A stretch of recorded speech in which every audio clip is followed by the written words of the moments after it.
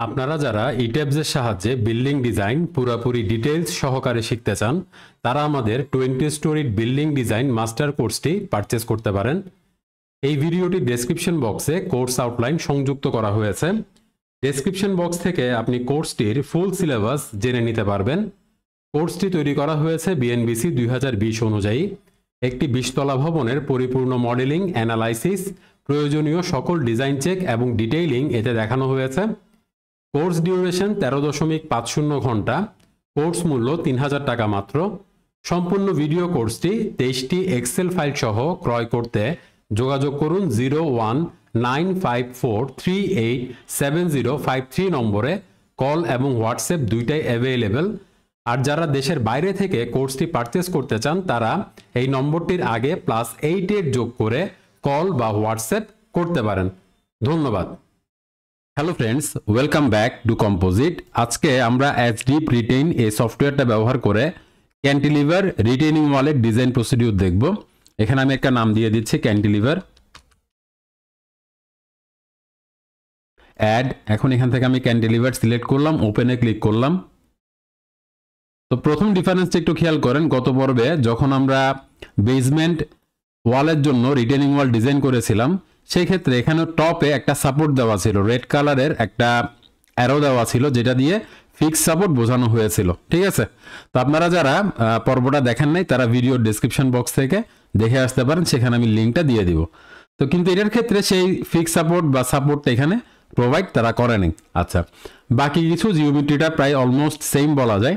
এখানে স্টিমের ম্যাটেরিয়াল এটা কনক্রিট হতে পারে, মেশনারি হতে পারে। কনক্রিট হইলে আগে এই ধরনের হবে, আর যদি মেশনারি হয় তাহলে সে রিপ্রেজেন্টেশনটা এভাবে করছে।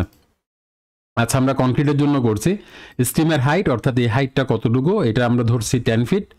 স্টিমের থিকনেস কতটুকু হবে টপে, কতটুকু হবে বটমে। আপনি চাইলে বটমে থিকনেস বেশি এবং টপে কম এভাবে ডিজাইন করতে পারেন, আবার চাইলে আপনি ইকুয়াল ধরেও ডিজাইন করতে পারেন। সিমিলারলি ট্যাপারটা আপনি কোন সাইডে করবেন? আমি গ্রাফে চলে যাচ্ছি, এখানে ডান পাশে গ্রাফে ক্লিক করলাম।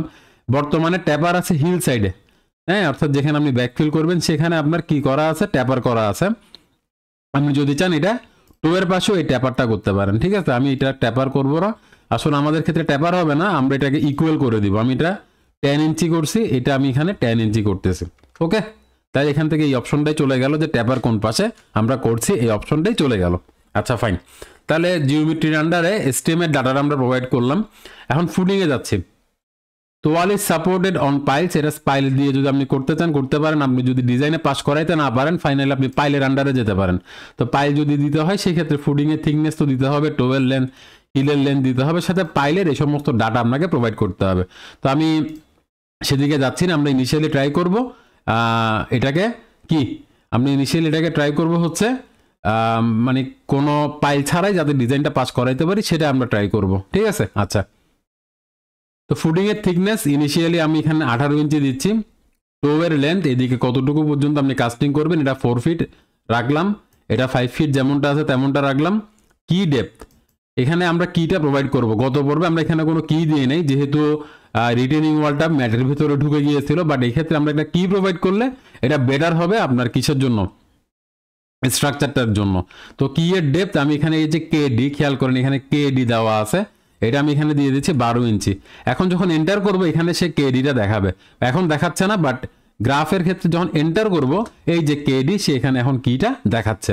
তো কি এর থিকনেস আমরা 12 ইঞ্চি রাখবো। Fine. Backfill and cover, ব্যাকফিলের height এটা কতটুকু পর্যন্ত ব্যাকফিল করা হবে এটা আমি 10 ফিট করে দিচ্ছি, এদিক থেকে 10 ফিট পর্যন্ত করে দিচ্ছি।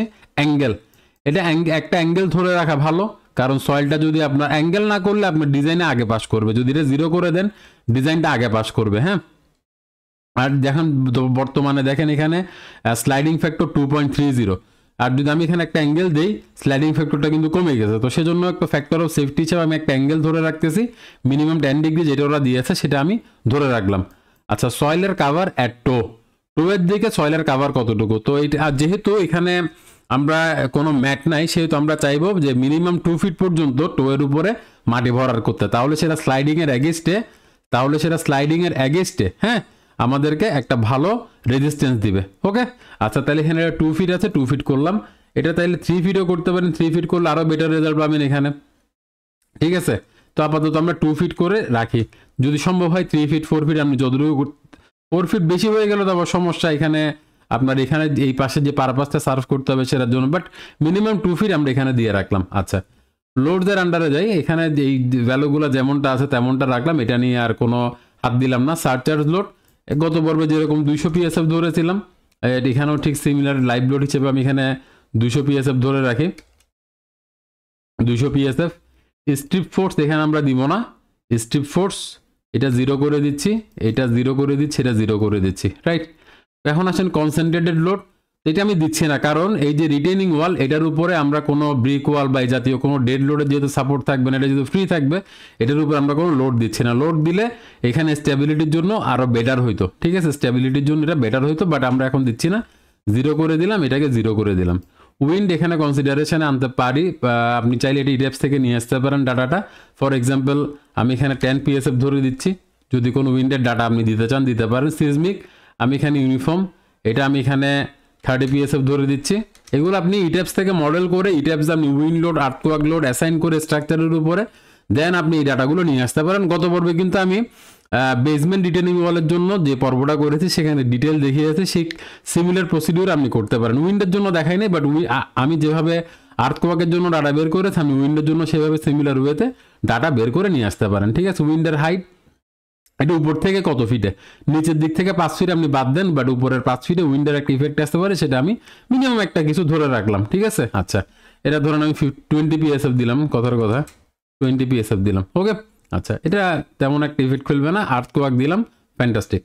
এখন আসেন ম্যাটেরিয়াল, এটা 3 KSI ম্যাটেরিয়াল দিলাম, 60 গ্রেড ডিপার, এটা আপনি চাইলে 72.5 ধরতে পারেন।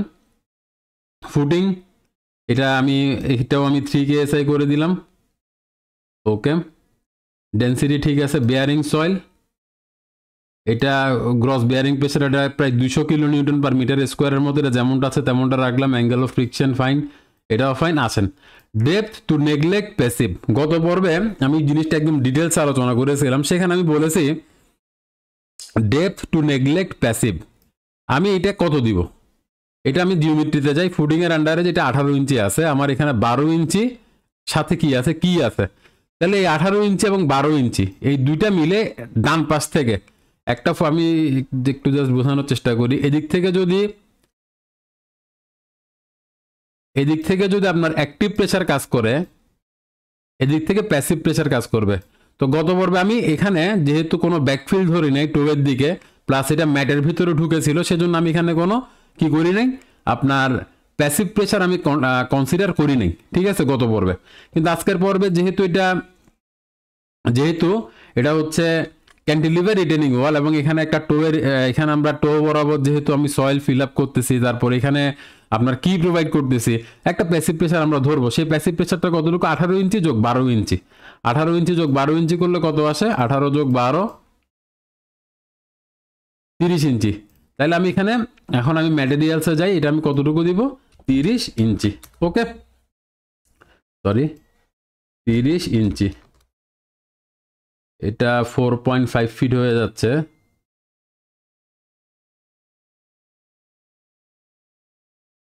ও আচ্ছা, আমি যেটা মিস করতেছিলাম 18 ইঞ্চি তো আমার এটা, 12 ইঞ্চি এটার উপর আবার 2 ফিট আছে না, এটার উপর আবার 2 ফিট আছে না, সেই জন্য এটা হচ্ছে। আমি এখানে তবে যদি চাই 2 ফিট এন্টার, 2 ফিট নিচ্ছে, 30 ইঞ্চি নিচ্ছিল না, 2 ফিট নিচ্ছে, 3 ফিট নিচ্ছে, হ্যাঁ 4 ফিট।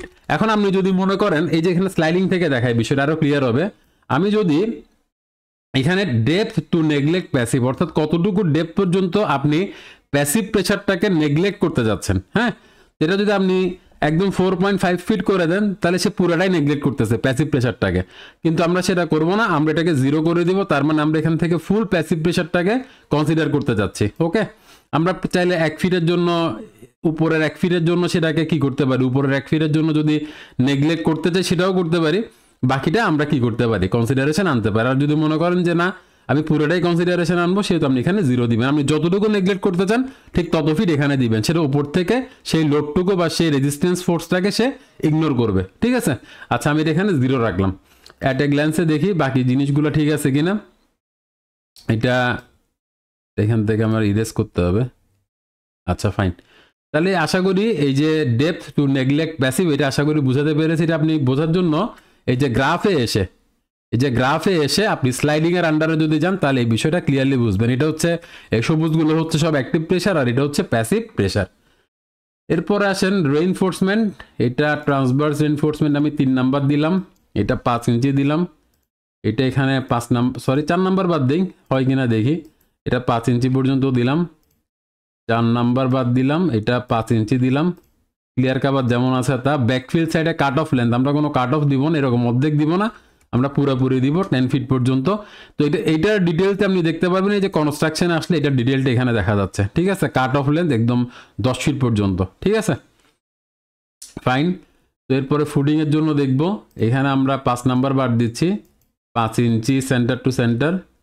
আবার ঠিক আছে 5 নাম্বার বাদ দিচ্ছি, 5 ইঞ্চি সেন্টার টু সেন্টার, ঠিক আছে। ট্রান্সভার্স রেইনফোর্সমেন্ট 5 নাম্বার বাদ দিচ্ছি, 5 ইঞ্চি সেন্টার টু সেন্টার।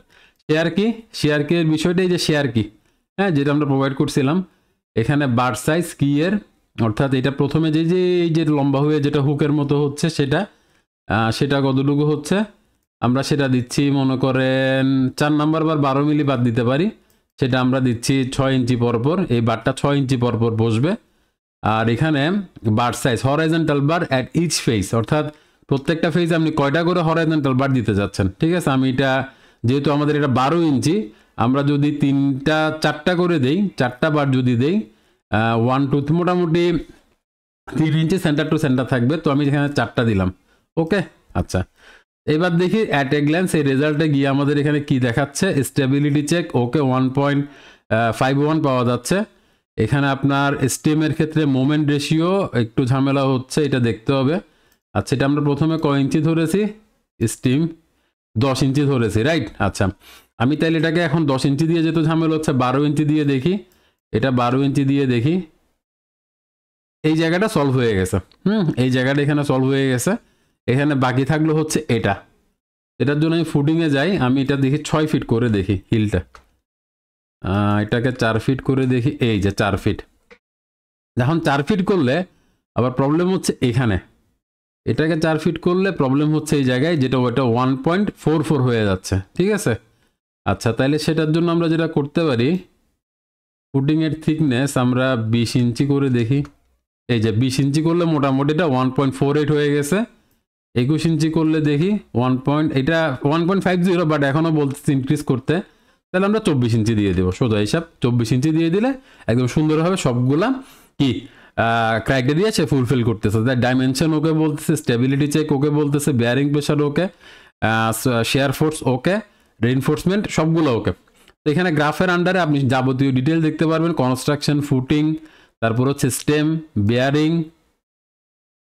আচ্ছা, আমি এখানে একটা জিনিস দেখি তো, আমি এটা কত নিয়েছি, 0 মানে পুরো, হ্যাঁ এটা পুরোটাই আমি কাউন্ট করেছি, ফাইন। যদি আমরা এখান থেকে 1 ফিট বাদ দেই, 1 ফিট যদি বাদ দেই তাতেও এটা হয়, ঠিক আছে। 2 ফিট যদি বাদ দেই প্যাসিভ প্রেশার তাতেও এটা হয়, ঠিক আছে না, তাতে হচ্ছে না। 1 ফিট আমরা বাদ দিয়ে চাইলে করতে পারি, ঠিক আছে। এটা একটু আগে বুঝাইলাম যে 1 ফিট বলতে আসলে কি বুঝেছে, এই যে 1 ফিট উপর থেকে এই 1 ফিটের ডেপথ বা 1 ফিটের প্যাসিভ প্রেশারটা সে নেগলেক্ট করতেছে। আচ্ছা, ঠিক আছে, এটা আমি এইভাবেই করি, ডিজাইনটা একটু কনজারভেটিভ রাখি, তাতেও আমার সবগুলা কি ক্রাইটেরিয়া ফুলফিল করতেছে। আচ্ছা, এটা কেন করতে চাইতে হচ্ছে, উপরের দিকে সয়েলটা হয়তো বা খুব একটা কম্প্যাক্টেড নাও থাকতে পারে, হ্যাঁ, এই সমস্ত বিষয় চিন্তা করে এটাকে আমি ইগনোর করার চিন্তা করতেছি। আপনি যদি ইগনোর নাও করেন সমস্যা নেই। কনডেন্সডের আন্ডারে আপনি এখানে সিজমিক ফোর্সের ডাটাগুলো দেখতে পারবেন, সেকশন প্রপার্টি, লোড কতটুকু কি অ্যাপ্লাই করছেন এগুলো দেখতে পারবেন। ডিটেইলডের আন্ডারে গেলে যাবতীয় ক্যালকুলেশন একেবারে সে হ্যান্ড ক্যালকুলেশনের মতো করে প্রোভাইড করেছে আমাদেরকে, এবং এটা এসিআই কোড অনুযায়ী।